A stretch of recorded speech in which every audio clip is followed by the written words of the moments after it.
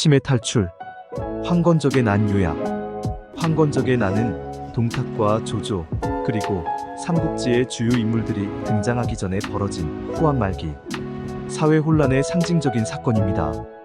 이 반란은 후한 왕조의 붕괴를 촉진했고 삼국시대의 도래를 앞당겼습니다. 이 사건의 배경, 진행 과정, 그리고 결과를 살펴보면 당시 사회와 정치의 복잡한 양상을 이해할 수 있습니다. 1. 황건적의 난 배경. 1.1 후한 왕조의 위기. 후한 왕조는 광무제 유수가 건국한 이래 한때 번영을 누렸지만 시간이 지나며 점차 쇠퇴의 길을 걸었습니다.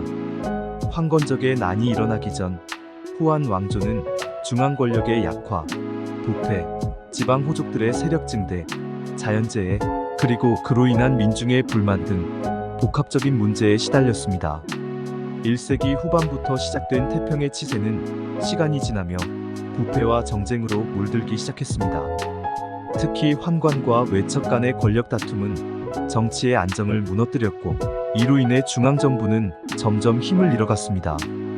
또한 지방에서의 호족 세력의 성장으로 인해 중앙정부의 통제력이 약화되었고 이에 따라 지방에서의 반란과 소요가 빈번하게 발생하게 되었습니다.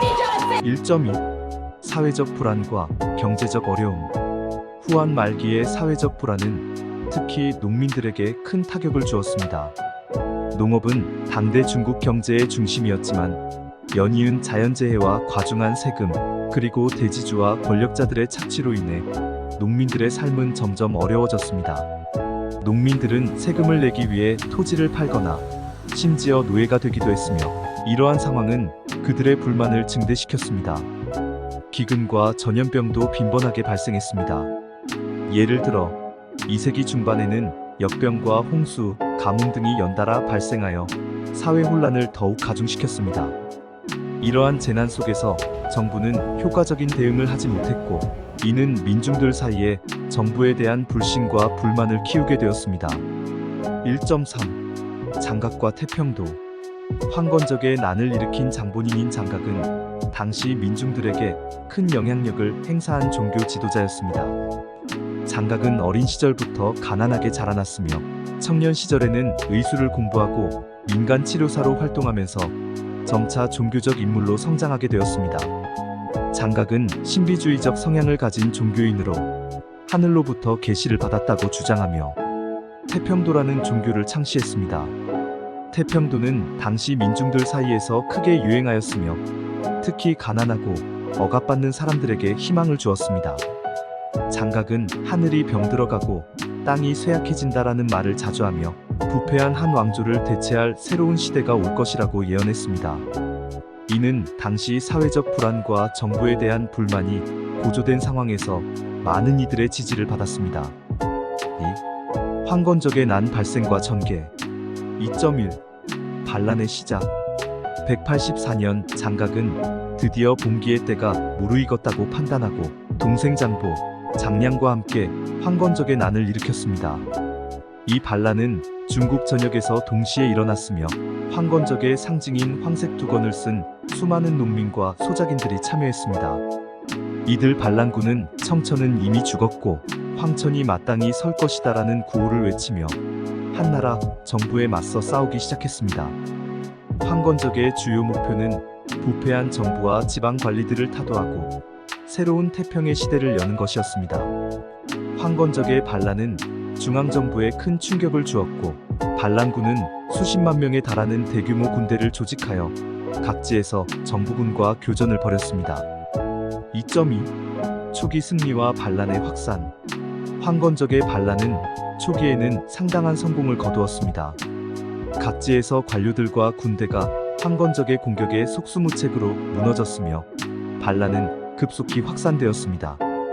특히 산동, 하북, 허난 등지에서 반란군이 강력한 저항을 일으켰고 정부군은 이를 제압하는 데 어려움을 겪었습니다.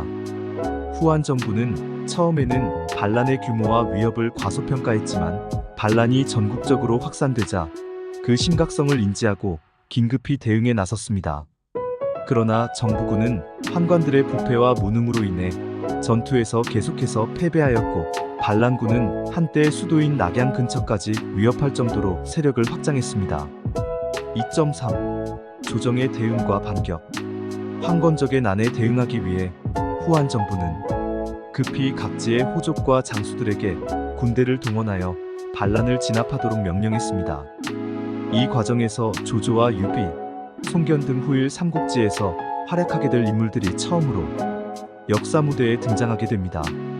특히 정부는 반란군의 중심 세력을 분산시키기 위해 각지에서 동시다발적으로 반격을 개시했습니다.